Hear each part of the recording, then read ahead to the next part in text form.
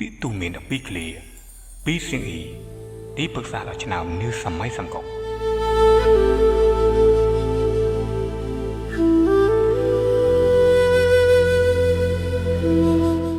សៀងអ៊ីគឺជាទីប្រឹក្សាដ៏ខ្លាំងអស្ចារ្យម្នាក់ខាងយុទ្ធសាស្ត្រនិងចិត្តសាស្ត្រនិងជាអ្នកជួយជំរុញរបស់អធិរាជចម្បាំងឆៅឆាយនៅក្នុងប្រវត្តិសាស្ត្រប្រទេសចិនសៀងអ៊ីបានបង្ហាញឲ្យដៃគូសត្រូវឃើញពីភាពឆ្លាតវៃរហ័សរហួនក្នុងការដោះស្រាយបញ្ហាក្នុងការរៀបចំក្បួនយុទ្ធសាស្ត្ររបស់ខ្លួនមិនត្រឹមតែជាបុគ្គលដែលមានទេពកោសល្យសៀងអ៊ីក៏ត្រូវបានមនុស្សសម័យនោះចាត់ទុកថាជាជនដ៏ស្មោះត្រង់មួយរូបនៅក្នុងរាជវង្សហានផងដែរហើយខាងក្រោមនេះគឺជាសម្លងសម្ដីដ៏ពីរឃ្លារបស់សៀងអ៊ីដែលជួយអប់រំនិងបំផុសគំនិតអ្នកឲ្យគិតបានវែងឆ្ងាយជាងមុន1ឆ្អឹងមួយដើមឆ្កែពីរក្បាលដណ្ដើមគ្នាឆ្កែស្គមមាត់លឿនដណ្ដើមទៅបាត់ឆ្កែមួយក្បាលទៀតបលិចវានឹងសុខចិត្តមនុស្សជាច្រើនឲ្យតម្លៃយ៉ាងខ្លាំងទៅលើការឆ្នះចាញ់ដែលជាហេតុធ្វើឲ្យអ្នកដែលចាញ់គេតែងតែកើតទុក្ខមិនសុខចិត្តខឹងសម្បាជំនួសការខឹងសម្បាចុះហេតុម្ដេចមិនយកពេលវេលាដែលកើតទុក្ខមិនសុខចិត្តទៅអភិវឌ្ឍខ្លួនឲ្យប្រសើរជាងមុន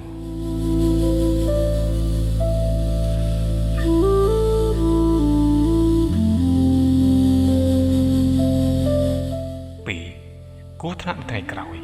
តែងតែធំជាងគូថ្នាក់នៅថ្ងៃនេះគឺស្ថានភាពស្ងប់ស្ងាត់នៅថ្ងៃនេះកុំទាន់អោពីព្រោះ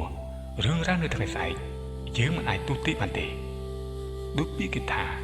មុននឹងមានភ្លៀងព្យុះមកដល់មេឃតែងតែស្ងប់3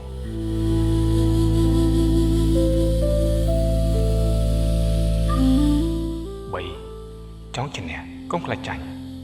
ចង់ចំណេញកុំខ្លាចខាតធ្វើអ្វីមួយត្រូវហ៊ានសាកល្បងបើទោះមិនបានសម្រេចយ៉ាងហោចណាស់ក៏អ្នកបានដឹងពីតាក់ទិចលុះឲ្យធ្វើលើក្រោយឱកាសឈ្នះក៏ខ្ពស់តាមនឹងដែរ4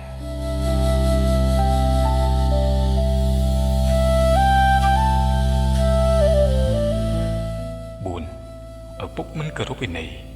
កូនប្រុសក៏មិនគោរពវិន័យដែរស្លឹកឈើជ្រុះមិនឆ្ងាយពីគល់ដើរតាមបុគ្គលបែបណាអ្នកដែលមានអត្តចរិតបែបនោះដូច្នេះហើយទើបការសឹកគប់មនុស្សគឺជារឿងសំខាន់5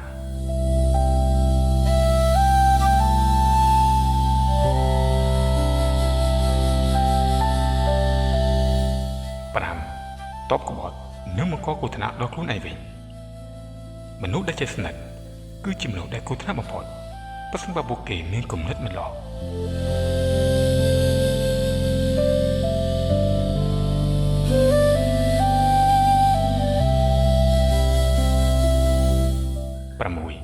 ប្រសិនបើចង់រស់នៅដោយសុខសាន្តរហូត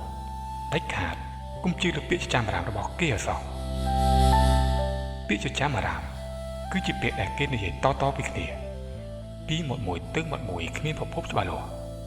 ប្រសិនបើរវល់តែគិតពីសម្ដីអ្នកដទៃធ្វើមិនដាច់នឹងយើងរស់នៅបានសុខ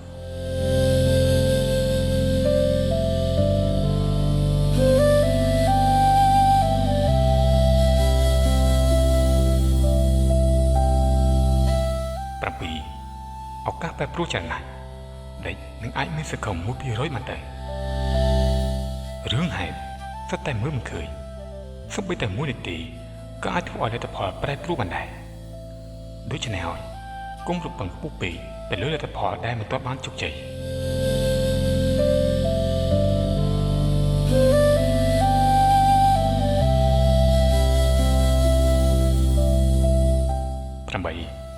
មានគុណធម៌ពេកខ្លាចជាមនុស្សល្ងងខ្លៅចិត្តល្អពេកខ្លាចជាមនុស្សលើកើមានគុណធម៌និងចិត្តល្អគឺជារឿងប្រសើរប៉ុន្តែប្រសិនបើបញ្ចេញវាមកជ្រុលហួសហេតុពេកនឹងនាំទុក្ខដល់ខ្លួនមិនខាន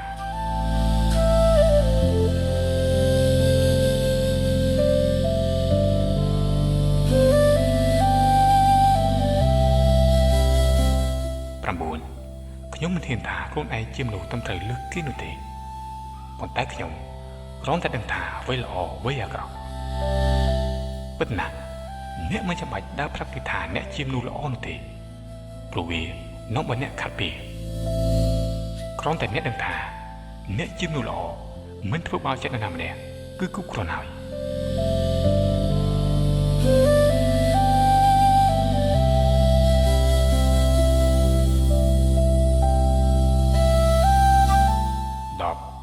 អ្វីដែលជឿចាប់បំផុត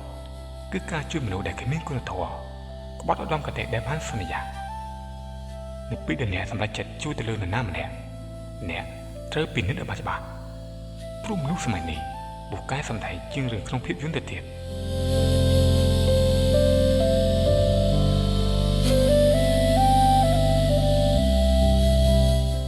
11ក្នុងការប្រកួតប្រជែងគេមានឱកាស 100% យើងក៏មានឱកាស 100% ដូចគ្នាឈ្នះឬចាញ់គឺស្ថិតលើអ្នកណាដែលមានយុទ្ធសាស្ត្រល្អជាងដូច្នេះហើយចំណេះដឹងគឺពិតជាសំខាន់ណាស់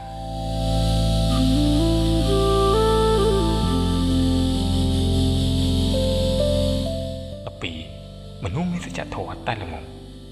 ចិត្តទលំទលាយតែល្ងីល្ងើមនុស្សបែបនេះដែលនឹងស័ក្តិសមធ្វើជាមេដឹកនាំគេបាន